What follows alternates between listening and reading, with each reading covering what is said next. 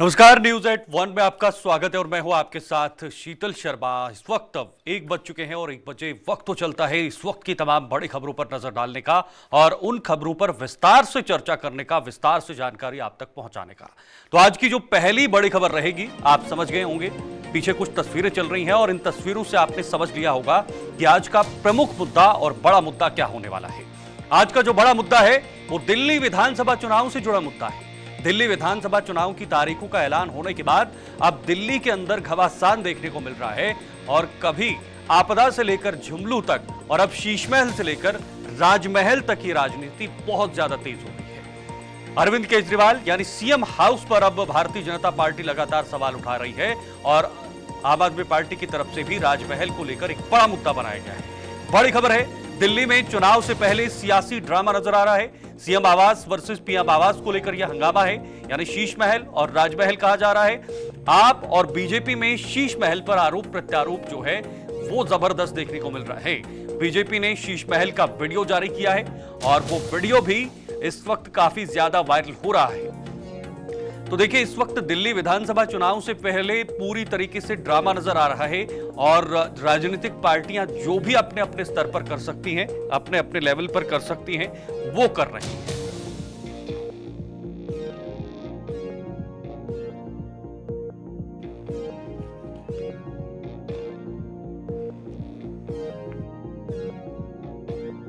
तो देखिए किस तरह से सीएम आवास पर लगातार वहां पर एक तनातनी बनी हुई थी। हालांकि पीएम आवास की तरफ जा रहे थे लेकिन उन्हें रोका गया है। फिलहाल आपको सीधे दिल्ली लिए चलते हैं जहां पर भारतीय जनता पार्टी इस वक्त प्रेस कॉन्फ्रेंस कर रही है इसी मुद्दे को लेकर। आइए आपको सुनाते हैं कि स्मारक की हकीकत तार तार होकर जनता के सामने आती जा रही है और उसी के साथ साथ राजनीतिक शिष्टाचार को किस प्रकार से ध्वस्त किया जा सकता है और राजनीतिक आचार विचार को, अपने भ्रष्टाचार को बचाने के लिए किस ढंग से ध्वस्त किया जा सकता है, उसका उदाहरण दिखाई पड़ रहा है।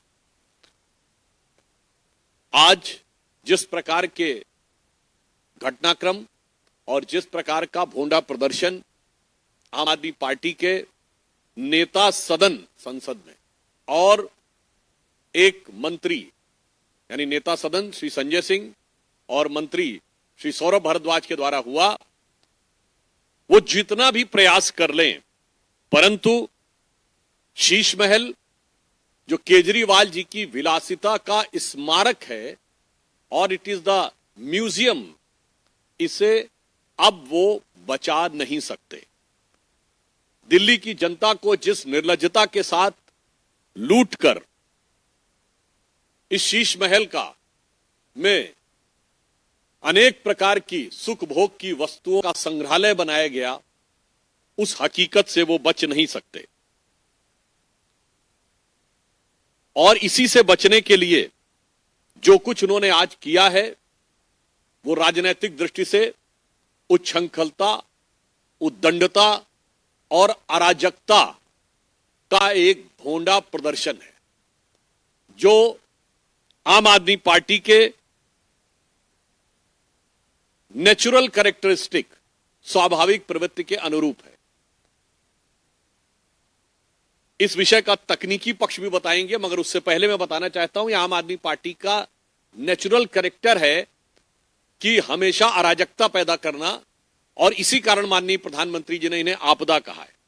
मैं सिर्फ स्मरण कराना चाहता हूं, अक्टूबर 2012 में केजरीवाल जी भारत के एकमात्र पूर्व मुख्यमंत्री हैं जिन्होंने खुद खड़े होकर बिजली की तारें काटी थी। यह इनकी अराजक प्रवृत्ति का उदाहरण था। 2014 में गणतंत्र दिवस परेड पे बड़े से बड़े दौर में, आपातकाल के दौर में भी हम लोगों ने स्वतंत्रता दिवस और गणतंत्र दिवस पे कोई प्रदर्शन नहीं किया था। इन्होंने न सिर्फ धरना प्रदर्शन किया बल्कि धमकी दी थी कि राजपथ को प्रदर्शनकारियों से भर देंगे। 5 मार्च 2014 को भारतीय जनता पार्टी के कार्यालय पर लाठी डंडों को लेकर अशोक मार्ग वाले हमारे पुराने कार्यालय पे हमला किया था, और जिसमें इनकी सेंट्रल वर्किंग कमेटी के लोग थे, यानी जैसे हमारे यहां पार्लियामेंट्री बोर्ड के लोग हों। 19 फरवरी 2018 को मुख्यमंत्री आवास के अंदर चीफ सेक्रेटरी के साथ भौतिक हिंसा, फिजिकल मारपीट की गई, पिटाई का आरोप। और 13 मई 2024 को अपनी ही पार्टी की सांसद स्वाति मालीवाल के साथ मारपीट, और आज 8 जनवरी 2025 को जबरन मुख्यमंत्री आवास पे पीडब्ल्यूडी मिनिस्टर कह रहा है। मैं उनसे पूछना चाहता हूं, अगर आपकी बातों में रत्ती भर भी सच्चाई थी तो आज चुनाव आचार संहिता लगने की इंतजार क्यों कर रहे थे आप? कल तक तो पीडब्ल्यूडी मंत्री महोदय के हाथ में सब कुछ था। यह लाचारी है या बाजीगरी है, यह दिल्ली की जनता भली भांति समझ रही है। और फिर उसके बाद जिस ढंग से सरकारी कर्मचारियों को धमकाते हुए दिखाई पड़े, यह निश्चित रूप से दिल्ली और सेंट्रल गवर्नमेंट दोनों के सरकारी कर्मचारियों का भी अपमान है, और यह उनकी उसी अराजक प्रवृत्ति के अनुरूप है जिसमें वो चीफ सेक्रेटरी के साथ मारपीट कर चुके हैं और अपनी सांसद के साथ मारपीट कर चुके हैं। तो इसलिए हम बहुत स्पष्ट शब्दों में कहना चाहते हैं कि आज जो कुछ भी आम आदमी पार्टी ने किया है, यह इनकी उच्छृंखल, उद्दंड और अराजक प्रवृत्ति का सीधा साधा उदाहरण है। This is a glaring example of their irresponsible, insane and anarchic behaviour. अब इस विषय पे हम स्पष्ट रूप से 2-3 बातें भी कहना चाहते हैं। क्या यह सत्य नहीं है कि मुख्यमंत्री आतिशी जी को पीडब्ल्यूडी ने 2 नए आवासों का प्रस्ताव दिया था, जिसमें एक राजनिवास रोड पर और दूसरा दरियागंज में? दूसरा पॉइंट, यह अपने आप में नियमों का सीधा उल्लंघन है। यदि कोई भी सरकारी निवास किसी को भी मिलता है तो वो किसी दूसरे को जिसको अलॉटेड है सीधे ट्रांसफर नहीं करता है, टेक्निकली डिपार्टमेंट पोजीशन लेके उनको ट्रांसफर करता है। हम लोग भी पूर्ववर्ती में जो भी हमारे घर में सांसद रहते थे तो हमने उनसे पोजीशन नहीं लिया है, पोजीशन सेंट्रल पीडब्ल्यूडी से लिया है। तो उसी प्रकार से ये कैसे इन्होंने कह दिया कि सीधे उन्होंने उनको दे दिया था? दूसरी बात, इतने लंबे समय तक उनकी सरकार रही तो क्यों नहीं इन्होंने इन 10 सालों में उसे मुख्यमंत्री के आधिकारिक आवास के रूप में ऑर्डर जारी कर देते? अन्यथा दिखाएं कि वो मुख्यमंत्री का आधिकारिक आवास। मुख्यमंत्री को 2-2 आवास आवंटित किए जा चुके हैं, परंतु उन्होंने अभी तक इसके बारे में कोई स्पष्टीकरण नहीं दिया है। इसलिए सरासर झूठ बोल रहे हैं कि वो मुख्यमंत्री का आधिकारिक आवास है। और यह भी मैं एक बार पुनः याद दिला देना चाहता हूं कि इसमें इन लोगों ने क्या क्या किया है, ये पीडब्ल्यूडी मिनिस्टर को पता ही नहीं है कि खरीदारी कैसे हुई है। मतलब जो कुर्सी है वो 8-8 हजार रुपए की आई है, ये तो बिल्स में अवेलेबल है ना, जो 200 रुपए की भी मार्केट में मिलती हैं। 40 गुना से अधिक हुआ है। और एक दिल्ली फाइनेंशियल सर्विसेज रूल है, Delhi financial services rule 2019। BJP प्रवक्ता सुधांशु त्रिवेदी को आप सुन रहे थे, और जिस तरह से शीश महल पर यानी बंगले पर इस वक्त दिल्ली के अंदर शोरगुल नजर आ रहा है, अब ये चुनावी मुद्दा भी धीरे धीरे बनता जा रहा है और इसको भुनाने की कोशिश दोनों तरफ से की जा रही है। ना सिर्फ शीश महल, बल्कि अब शीश महल के साथ साथ राजमहल का एक मुद्दा भी सामने निकल कर आया है। अब जरा देखिए, पीछे ग्राफिक्स के जरिए आपको समझाने की कोशिश करेंगे किसने क्या कहा है। बीजेपी को पीएम आवास में मीडिया से कोई परेशानी ना हो, यह भी इन्होंने कहा है। बीजेपी को पीएम आवास में मीडिया से कोई परेशानी नहीं होगी, यह सौरभ ने कहा है। देखिए, सौरभ भारद्वाज ने कहा है। हरियाणा, महाराष्ट्र के बाद अब दिल्ली की बारी है। अनिल विज ने यह कहा है। अनिल विज हरियाणा सरकार में मंत्री है और वो कोई ना कोई प्रतिक्रिया अपनी तरफ से देते ही रहते हैं, और ये इन तमाम विषयों को लेकर इन्होंने कहा है जनता चाहती है दिल्ली में बीजेपी की सरकार बने। विजेंद्र गुप्ता, ये उनका कहना है, वो अभी बीजेपी के प्रत्याशी है और उन्होंने ये बात कही है कि जनता चाहती है कि बीजेपी की सरकार बने। कई सालों के बाद यहां पर बीजेपी की सरकार ही बननी चाहिए, ये इनका कहना है। इसके बाद संजय सिंह ने क्या कहा है, हम सीएम आवास दिखाएंगे, बीजेपी पीएम आवास दिखाए। संजय सिंह ने कहा है कि हम सीएम आवास दिखाएंगे, लेकिन आप पहले पीएम आवास भी दिखाएंगे। आप वो भी दिखाइए, बताइए कि वहां पर किस तरह की सुविधाएं हैं, क्या क्या व्यवस्थाएं हैं। लेकिन बड़ी बात यह है कि अरविंद केजरीवाल ने कुछ सालों पहले खुद कहा था कि वो इस तरह की सुविधा नहीं लेंगे।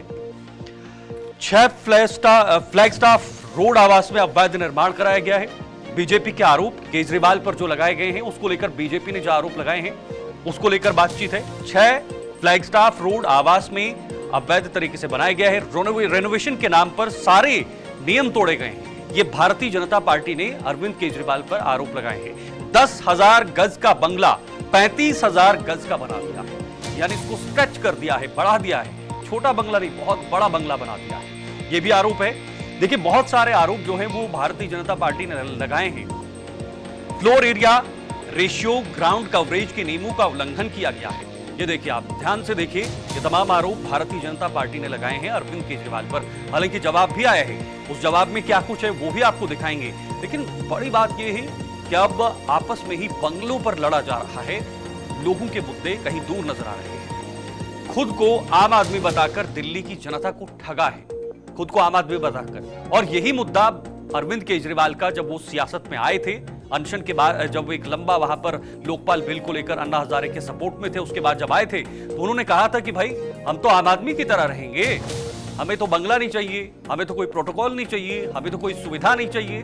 उस पर अब ये जो है वो उल्टा फिरते हुए नजर आ रहा है। 2 सरकारी बंगलों को मिलाकर आलीशान महल बनाया है, 2 सरकारी बंगलों को मिलाया और उसको आलीशान बना दिया। अब अरविंद केजरीवाल कह रहे हैं कि भाई सीएम हाउस है, सीएम हाउस में तो सीएम ही रहेगा, जो सीएम होगा वो रहेगा। बंगले के निर्माण में 75 से 80 करोड़ रुपए खर्च किए। कितने? 75 से 80 करोड़ रुपए खर्च किए हैं ऊपर से बंगले के बाद। यानी एक बंगला तो बना है, सीएम हाउस बना हुआ है, लेकिन उसके बाद भी उसको रेनोवेशन करने के लिए, उसका और डेकोरेशन करने के लिए, इंटीरियर करने के लिए ये तमाम चीजें की गई है। इसमें सीएजी रिपोर्ट का हवाला देकर अनियमितता का दावा बताया है। इसमें सीएजी की रिपोर्ट का हवाला दिया है और इसमें अनियमितता का दावा किया है कि इसमें अनियमितता हुई है, इसमें हेरफेर हुआ है और ये इन्होंने अपनी सुविधा के लिए ये बनाया गया है। आपका बीजेपी को जवाब देखें। अब जवाब देखते हैं कि आम आदमी पार्टी ने बीजेपी को क्या जवाब दिए हैं। देखिए जरा, सभी आरोप झूठे और मनगढ़ंत, यानी आरोप झूठे और मनगढ़ंत, मतलब कि अपने मन से भुए हुए हैं, कोई इन आरोपों का आधार नहीं है, ये आरोप पूरी तरह से झूठे हैं। ये आम आदमी पार्टी ने भारतीय जनता पार्टी को जवाब दिया है। देखिए, बीजेपी दुष्प्रचार कर रही है, यानी गलत प्रचार कर रही है, ये नहीं करना चाहिए, ये जवाब आया है आम आदमी पार्टी का। हालांकि अंदर क्या है, किस तरह की चीजें हैं, किस तरह की सुविधाएं हैं, ये एक तरफ से मुख्यमंत्री और एक तरफ से प्रधानमंत्री जानते हैं। बीजेपी के पास कोई मुद्दा नहीं है, इसलिए उन्होंने ये बंगले का मुद्दा उठाया है। ये कहना है आम आदमी पार्टी का कि कोई मुद्दा जब नहीं होता तो तब आप बंगले का मुद्दा उठा लेते हैं। लेकिन बड़ी बात यह है कि क्या यह भी एक बड़ा मुद्दा है? क्या नेताओं को वोट मिलने के बाद या फिर सत्ता और कुर्सी का मिलने के बाद क्या उसका नशा लग जाता है और जनता के टैक्स के पैसों पर, जनता के पैसों पर वो ऐशो आराम की जिंदगी जीते हैं और जनता वैसी की वैसी रह जाती है? देखिए, केजरीवाल को बदनाम करने की ये कोशिश की जा रही है, साजिश की जा रही है। ये आम आदमी पार्टी ने जवाब दिया है। क्या आप जी अरविंद केजरीवाल को बदनाम कर रहे हैं? आपके पास कोई मुद्दा नहीं है तो आप इनको लगातार बदनाम करने की कोशिश कर रहे हैं। हालांकि ये मुद्दा यहां पर नहीं रुका।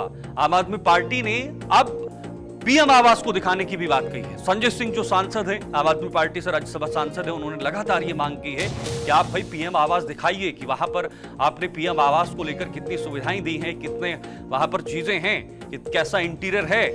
बीजेपी ने अब इस मुद्दे को और बनाकर आम आदमी पार्टी को घेरने के लिए एक वीडियो भी जारी किया है।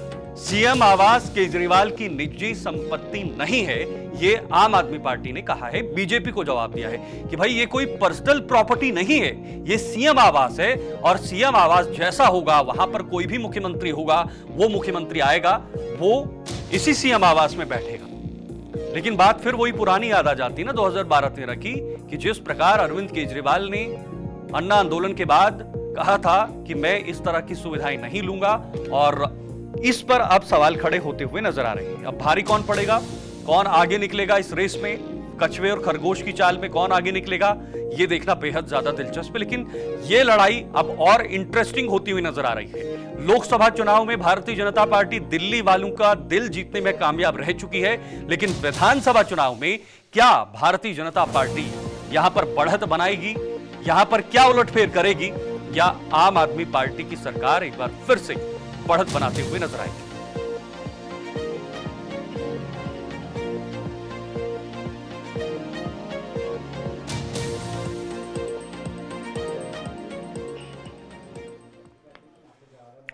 चलिए अब जरा फिर से आगे बढ़ेंगे। अब आपको बताएंगे अगली खबर, आपको समझाएंगे कि अगली खबर क्या है। देखिए, आप समझ गए होंगे पहले ही अड़े अवधेश सीट पर कले। पूरा मामला मिल्कीपुर उपचुनाव को लेकर है, क्योंकि कल ही इसका भी ऐलान हो चुका है, वहां पर उपचुनाव होने हैं। लेकिन अवधेश जो अयोध्या से सांसद बनकर आए हैं समाजवादी पार्टी से, और अवधेश को हमेशा आम आदमी पार्टी ने एक फ्रेम में रखा है, एक उस फ्रेम में रखने की कोशिश की गई है ताकि अवधेश का यह संदेश पूरे देश में जाए कि जिस मुद्दे को भारतीय जनता पार्टी ने सबसे ज्यादा भुनाया है, उसी मुद्दे पर भारतीय जनता पार्टी हार गई, कहां? अयोध्या में।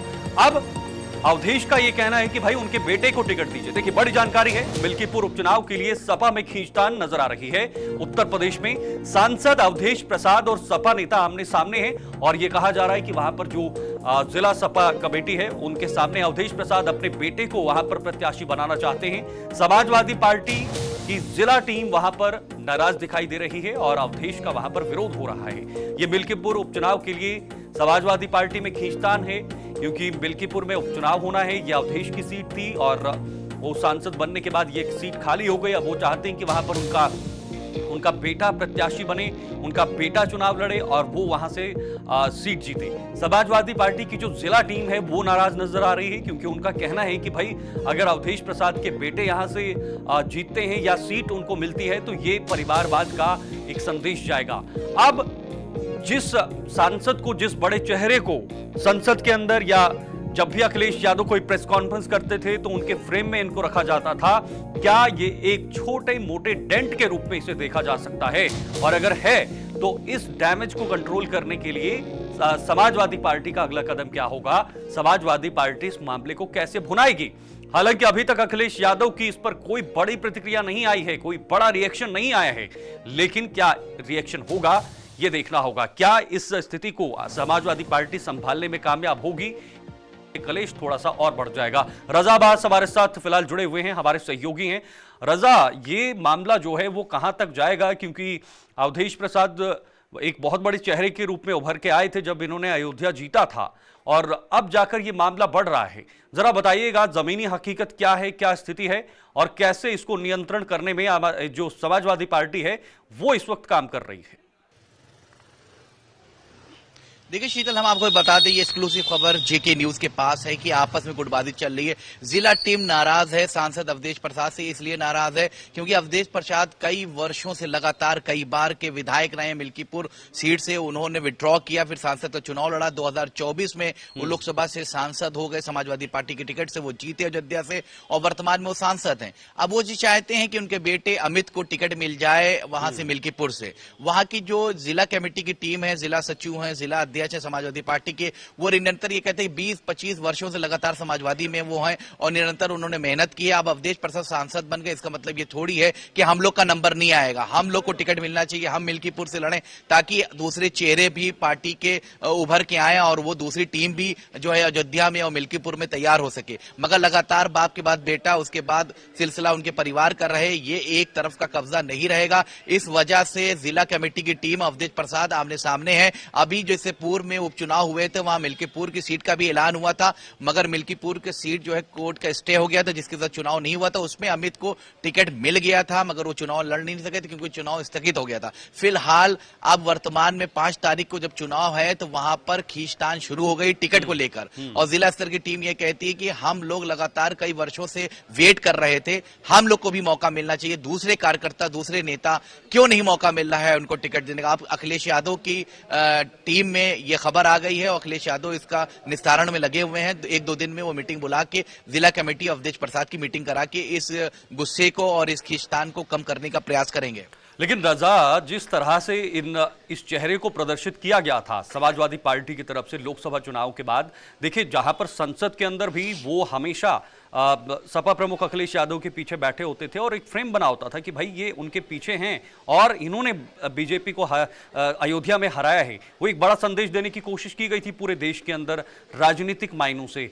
उसके बाद अलग अलग प्रेस कॉन्फ्रेंस हो, वहां पर भी ये नजर आते थे। क्या इसको एक डेंट के रूप में देखा जा सकता है और ये डेंट गहरा हो सकता है समाजवादी पार्टी के लिए, या फिर ये डैमेज कंट्रोल हो जाएगा? देखिए, देखो शीतल, हम आपको बताते हैं कि अवधेश प्रसाद एक दलित चेहरा, बड़ा दलित चेहरा उभर के आया है समाजवादी पार्टी का। उसको भुनाने के अखिलेश यादव ने भरपूर कोशिश की, पीडीए के नारा को भुनाने की कोशिश की। अयोध्या में उनको रिजल्ट भी मिला, जहां पे केंद्र बिंदु राजनीति थी भारतीय जनता पार्टी की और राम मंदिर का इशू, तमाम इशू को लेकर वहां विफल रही भारतीय जनता पार्टी और समाजवादी पार्टी एक भारी अंतर से वहां से उनका सांसद जीत के आया।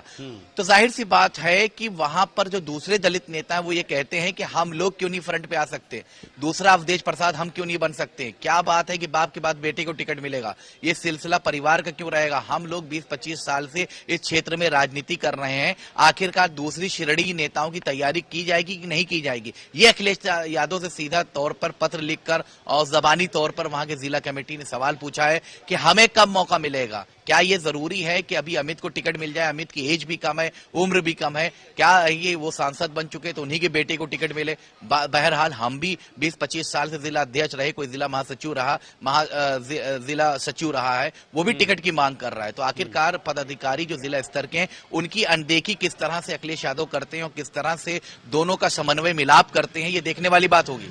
लेकिन क्या अखिलेश यादव इसके बाद भी जमीनी हकीकत जानने की कोशिश करेंगे कि आखिर किस पर किसकी जो वहां पर जो पकड़ है वो मजबूत है, कौन वहां पर मजबूत रहा है। हालांकि जो अवधेश प्रसाद है वो वहां पर रहे हैं, उनकी सीट रही है, क्या उसी की मजबूती के आधार पर उनके बेटे को टिकट दिया जा सकता है या कुछ अलग तरीके का कदम जो है वो अखिलेश यादव उठाने वाले हैं।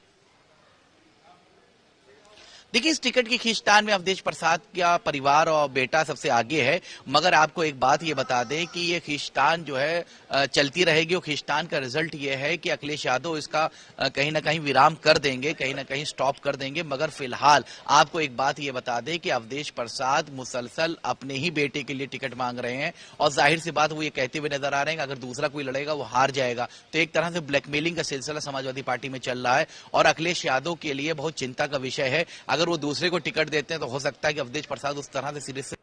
ठीक है रजा, ओके, बहुत बहुत शुक्रिया आपका रजा अब्बास, ये तमाम जानकारी के लिए। रजा अब्बास हमारे साथ बने हुए थे जिन्होंने ये जानकारी दी, क्योंकि फिलहाल अवधेश अड़े हुए हैं, इसलिए हमने बताया है कि अड़े अवधेश और सीट पर कलेश। सीट पर कलेश तो है, लेकिन अखिलेश कब जागेंगे ये बड़ा सवाल है। ये मामला यही नहीं, अब देखिए जरा, संभल पर संग्राम लगातार जारी है।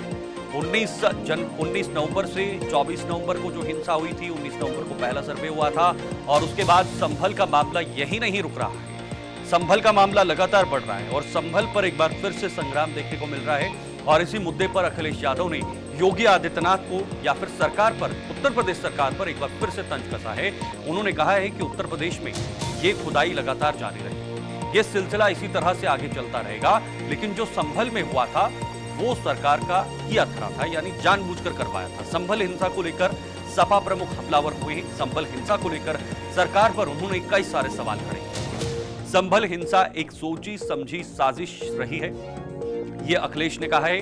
जमीन खोदने वाले अभी रुकने वाले नहीं हैं, ये इसी तरह से बढ़ेंगे। इसके साथ साथ संभल हिंसा को लेकर सपा प्रमुख लगातार हमलावर होते हुए नजर आ रहे हैं और नियमित रूप से समय समय पर जो अखिलेश यादव हैं वो सरकार पर तंज कस रहे हैं, वो उन्हें याद दिलाने की कोशिश कर रहे हैं। लेकिन जो जांच पड़ताल हो रही है उसके बाद ही ये तस्वीर साफ होगी कि संभल का मामला क्या था और कैसे हुआ था। हालांकि वहां पर बहुत सारे लोगों पर हिंसा को बढ़ाने का जो है वो आरोप लगा है और उन्हें गिरफ्तार भी किया है। बहुत ऐसे लोग हैं। समाजवादी पार्टी का एक डेलीगेशन बीते दिनों हिंसा मामले में संभल गया था और वहां पर पीड़ित परिवार से बातचीत भी की थी और इस मामले में जानकारी भी जुटाई थी। इसी कड़ी में आज एक प्रेस कॉन्फ्रेंस कर समाजवादी पार्टी के राष्ट्रीय अध्यक्ष अखिलेश यादव ने जानकारी साझा की है। इस डेलीगेशन में विधायिका पिंकी यादव भी गई थी, जिनसे हमारे लखनऊ सहयोगी रजा अब्बास ने खास बातचीत की है। इस वक्त विधायिका पिंकी यादव जी हमारे साथ हैं, समाजवादी पार्टी से इनका ताल्लुक है और संभल में जो डेलीगेशन गया था वे उस वक्त साथ में थी। मैडम, ये बताइए कि संभल में वहाँ पे जो जितने पीड़ित परिवार हैं उनसे आपकी मुलाकात हुई, तो किस तरह का ये पूरा वाकया आपने देखा और किसको आप असल दोषी मानती हैं? इसमें मैं कहना चाहूँगी कि पूरी तरीके से पुलिस प्रशासन के लोग इसके लिए जिम्मेदार हैं और कहीं ना कहीं अपनी नाकामियों को छुपाने के लिए शासन में बैठे सत्ता के जो मुख्य हैं वो कहीं ना कहीं इसको इस तरीके का रूप देकर एक सुनियोजित सोची समझा षड्यंत्र है जो संभल में घटना घटित हुई। आपने कितनी कुछ धनराशि भी आपने इंक्लूड करके पार्टी की तरफ से दी है, तो कितने परिवारों को धनराशि आपने इंक्लूड करके दी है? अभी माननीय राष्ट्रीय अध्यक्ष जी अखिलेश यादव जी के निर्देश अनुसार उन्होंने जो घोषणा की थी उसके अनुसार 5 पीड़ित परिवार ऐसे जिनके परिवार के लोग मृतक हो गए, उनको 5-5 लाख रुपए धनराशि के रूप में दिया गया। और साथ ही साथ जो अभी कुछ घायल लोग हैं उनके लिए भी समाजवादी पार्टी माननीय राष्ट्रीय अध्यक्ष जी जो है उनके लिए भी जो है उनके परिवारों को मदद देने का काम करेगी। बहुत से ऐसे लोग हैं, रिटायर्ड जज हैं, उनका ये कहना है कि इस तरह की जब सर्वे होते हैं तो वहाँ के जो सम्मानित व्यक्ति लोग होते हैं उनसे इंटेलिजेंस खास तौर पर जिला प्रशासन वार्तालाप करती है, उनको अपने फेवर में लेती, तब इस तरह का सर्वे होना चाहिए था। क्या वहाँ पे पहले से जिला प्रशासन ने ऐसी कोई तैयारी की थी कि अचानक ही सर्वे के लिए पहुँच गए थे? सर्वे जो पहला हुआ वो जानकारी के तहत हुआ, लेकिन अफसोस इस बात का है कि एक सर्वे जब उसमें निर्णय दिया गया तो जिस दिन आपकी लोगों ने अर्जी लगाई उसी दिन उसका आपने आदेश भी कर दिया। ये बड़ा आश्चर्यचकित करने वाला था, क्योंकि आमतौर पर ये देखा नहीं गया कि कोर्ट के द्वारा सेम डे हियरिंग हो जाए और सेम डे ही उसमें आदेश हो जाए। तो एक आनन फानन में प्रशासन ने जो है वो सर्वे किया, लेकिन मैं धन्यवाद करूंगी वहाँ संभल की जनता का, जिन्होंने बड़े ही संयम के साथ जो है उस दिन 19 तारीख को सर्वे कराया। पर यह भी कहीं ना कहीं एक प्रश्न खड़ा करता है कि जब एक सर्वे हो गया तो पुनः दोबारा सर्वे करने की आवश्यकता क्यों पड़ी। आखिरी सवाल है, एमपी ज़ियाउर रहमान संभल से ताल्लुक़ है उनका, एक राजनीतिक परिवार भी है, उन पे दिन मुकदमे लग रहे हैं और बाकायदा वो राहत के लिए हाई कोर्ट गए, वहाँ से भी उनको संपूर्ण राहत नहीं मिली, गिरफ्तारी भी रोक लगी। मगर भारतीय जनता पार्टी के बहुत से नेता विधायक कह रहे हैं कि दूसरा आजम खान समाजवादी का बना दिया जाएगा। ये बिल्कुल निराधार है, क्योंकि अपने कह रहे हैं कि हम ऐसी स्थिति कर देंगे, आजम खान वाली स्थिति पैदा कर देंगे। तो आप देख ही रहे हैं कि किस तरीके से सत्ता में बैठे लोग अपनी मनमानी ढंग से चला रहे हैं। किसी को भी कहीं ना कहीं ये पीडीए की ताकत को जो देख रहे हैं और देख रहे हैं कि समाजवादी पार्टी पीडीए को लेकर चल रही है और पीडीए मजबूत हो रहा है, तो ये कहीं ना कहीं मैं कहना चाहूँगी कि उस पीडीए से डर कर ये इस तरीके के फैसले लिए जा रहे हो और उनको कहीं ना कहीं झुकाने और उनका जो है संघर्ष जो पीडीए कर रहा है वो कहीं ना कहीं इस तरीके की घटनाओं से, इस तरह के लोगों को अंजाम देते हुए, इन घटनाओं को सांप्रदायिकता को बढ़ाते हुए कहीं ना कहीं इस देश और प्रदेश की गंगा जमुना तहजीब को तोड़ना चाहते हैं। मुसलमान विधायक और सांसद जितने हैं वो कहीं ना कहीं समाजवादी से जो ताल्लुक रखते हैं उनके ऊपर निरंतर केसेस लग रहे हैं, तो आपको लग नहीं रहा है कि मुसलमान और मुसलमान नेताओं को ख़त्म करने की साजिशें हैं?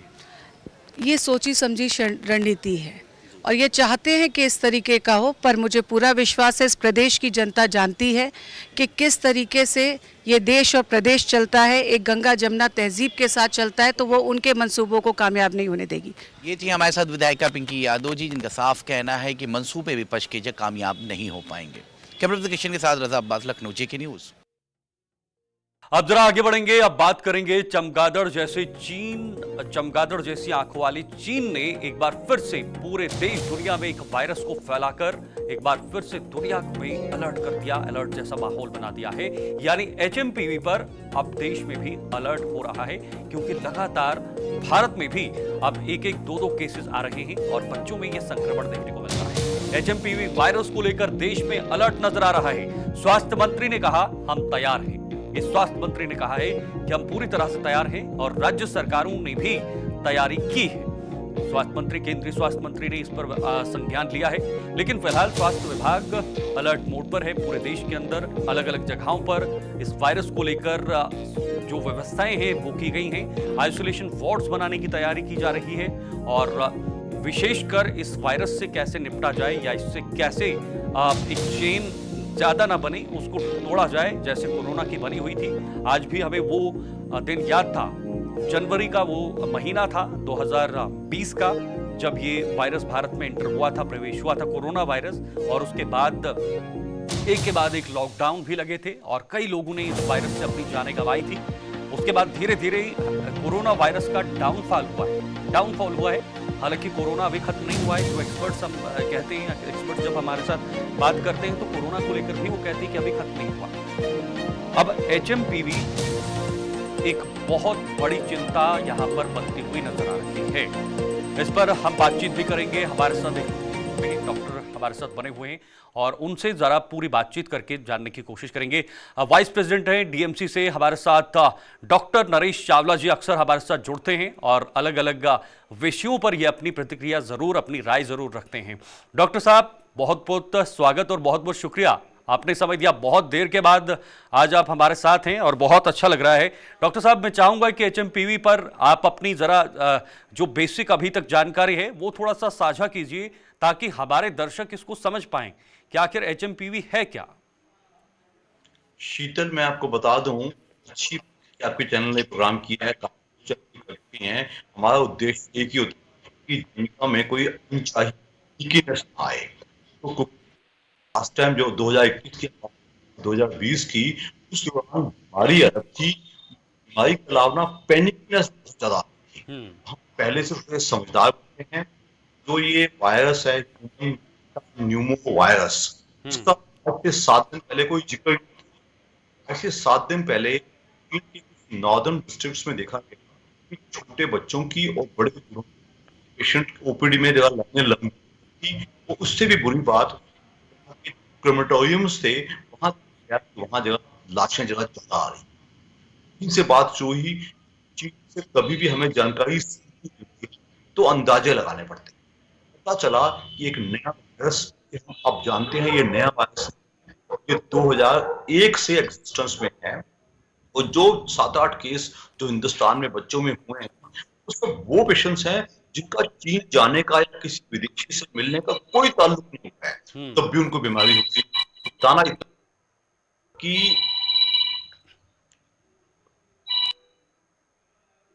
कि किसी भी वजह से जो ये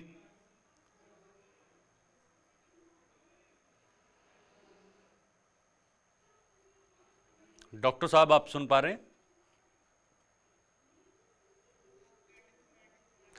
तो देखिए, लगातार एचएमपीवी के मामले बढ़ रहे हैं। 8 मामले देश में भी हैं। 7वां और 8वां केस नागपुर में 2 बच्चे संक्रमित हुए थे, लेकिन इससे पहले भी कई बच्चों में संक्रमण देखने को मिला है और ये संक्रमण छोटे छोटे बच्चों में आ रहा है। महाराष्ट्र के नागपुर में 2 केस आए थे और एक 13 साल की लड़की और एक 7 साल का लड़का इससे संक्रमित हुआ था। डॉक्टर साहब हमारे साथ बने हुए हैं, चावला साहब। और डॉक्टर साहब, जरा बात को पूरी कीजिएगा, आपकी आवाज थोड़ी सी कट रही थी।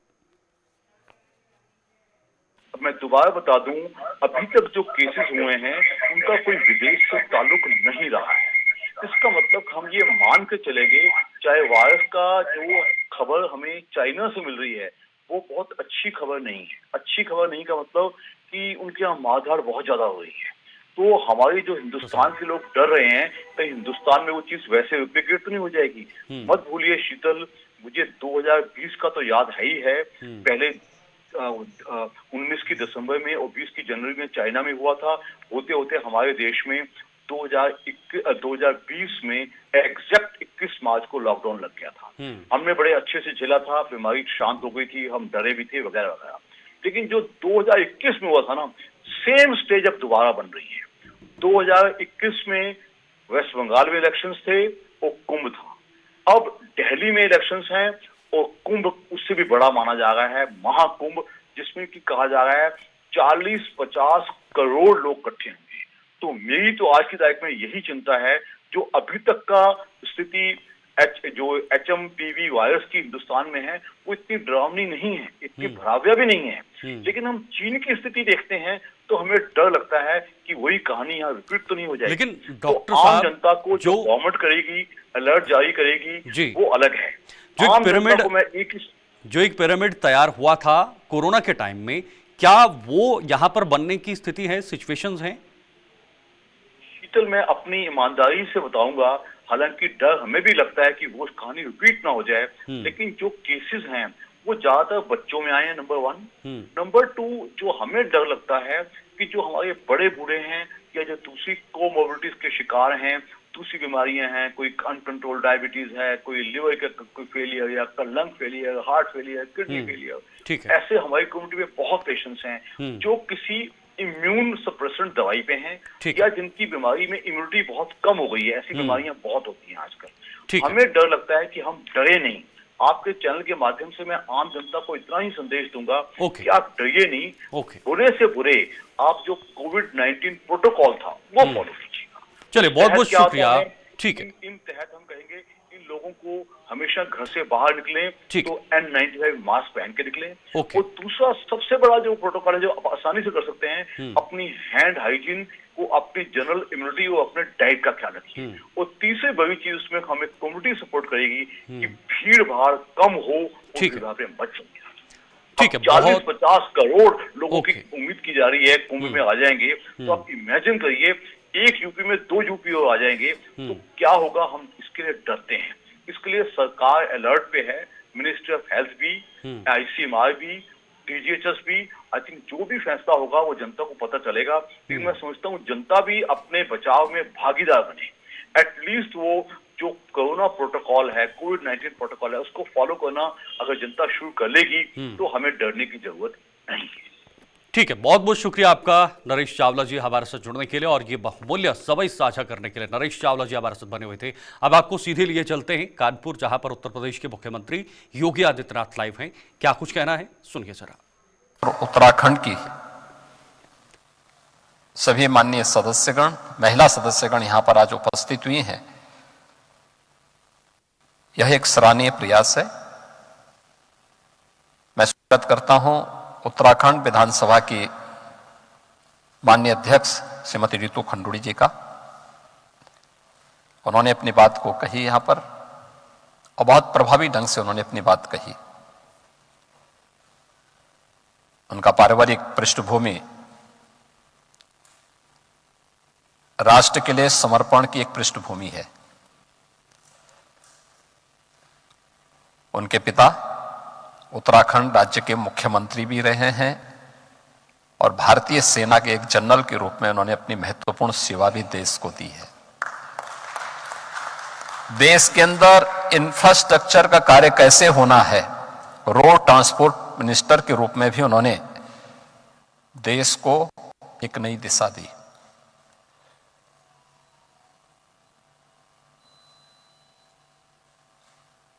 उससे पहले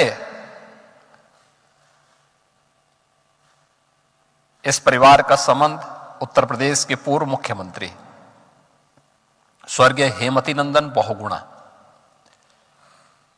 जिन्होंने एक महत्वपूर्ण कालखंड में उत्तर प्रदेश को नेतृत्व दिया था। न केवल उत्तर प्रदेश को बल्कि केंद्रीय मंत्री के रूप में भी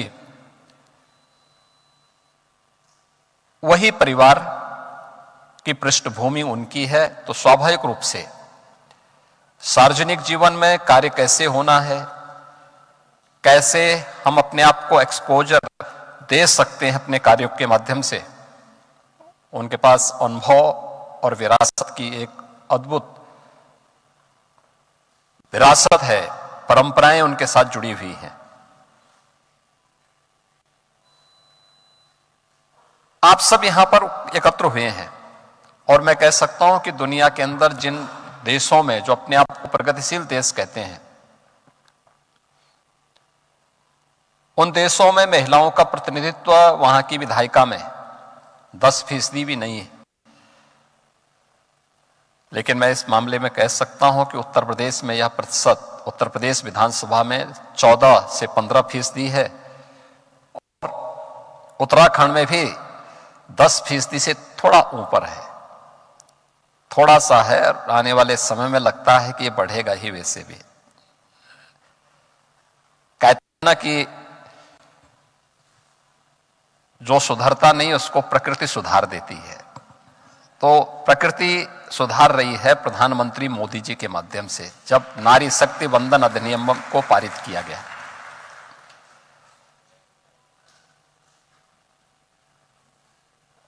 लेकिन बहुत सारी चीजें ऐसी हैं, जब हम लोकतंत्र की बात करते हैं तो लोकतंत्र, भारत दुनिया का सबसे बड़ा लोकतंत्र भी है लेकिन सबसे प्राचीन भी है।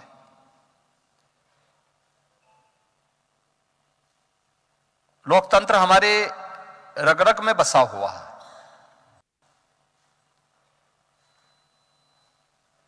लोकतंत्र का इससे अच्छा उदाहरण दूसरा नहीं हो सकता। कि भारत की परंपरा ने कभी किसी पर अपनी बात को थोपा नहीं, कभी नहीं कहा कि जो मैं कह रहा हूं यही सच है। जिसका मैं अनुसरण कर रहा हूं वही सब लोग करें, कभी नहीं कहा। सबको उसकी स्वतंत्रता दी है। उपासना विधि से लेकर के जीवन के प्रत्येक क्षेत्र में कार्य करने का एक अवसर दिया। और आधुनिक लोकतंत्र दुनिया में बाद में आया होगा, भारत में लोकतंत्र और गणतंत्र की शुरुआत ईस्वी से 600 वर्ष पूर्व वैशाली से प्राप्त होते हैं। इसके प्रमाण आज भी मौजूद हैं। उससे भी अलग अगर आप ऐतिहासिक पृष्ठभूमि में जाएंगे तो बहुत अलग अलग कालखंड में सब देखने को मिला। यानी अगर भारत दुनिया का सबसे बड़ा लोकतंत्र है तो भारत दुनिया का सबसे प्राचीन लोकतंत्र भी रहा है। भारत एक देश ऐसा है जिसने जब 1952 में अपना पहला चुनाव किया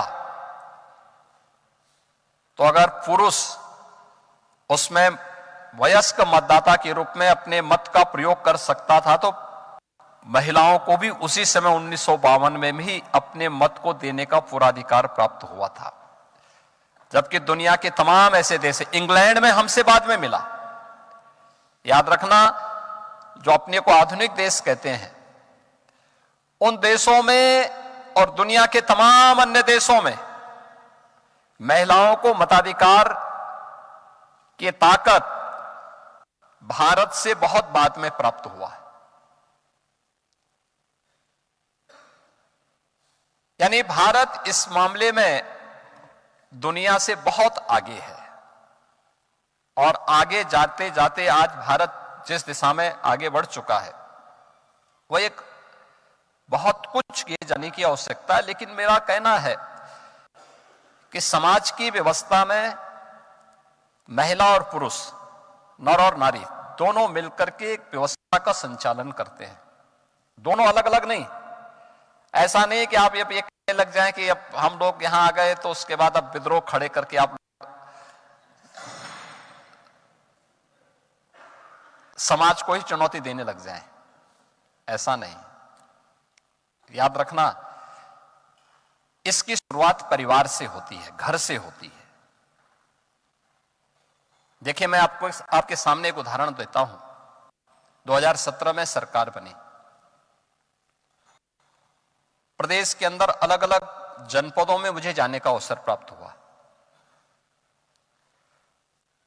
और कमोबेश कोई एक जनपद और कोई एक क्षेत्र नहीं था। मैं जिस भी क्षेत्र में जाता था देखता था। मैं खासतौर पर इन बातों को देखता था। मैं उस समय ज्यादातर निकलता था जब बच्चे स्कूल जाते थे। मैंने एक बात को अनुभव किया कि बच्चे स्कूल जा रहे हैं तो उत्तर प्रदेश एवं उत्तराखंड विधानमंडल का ये पूरा मामला महिला सदस्यों का कानपुर में ये कार्यक्रम हो रहा था और उसी को लेकर इस वक्त योगी आदित्यनाथ वहां पर संबोधन कर रहे थे। फिलहाल वक्त ब्रेक का है। ब्रेक के बाद भी खबरों का सिलसिला जारी रहेगा।